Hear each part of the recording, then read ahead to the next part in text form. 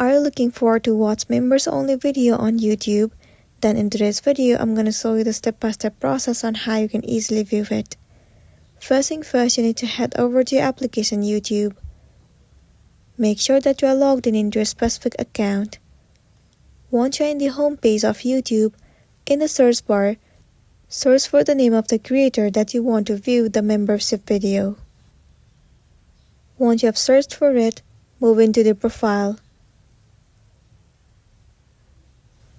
So right beside the store, you should see the option where it says join. But if you couldn't find that option, then it might be because it is not available in your country or the region.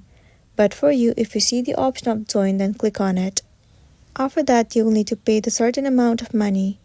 Once you have paid, all the videos that has been uploaded for members only will be available to you as well. Simply head over to members and then watch the video.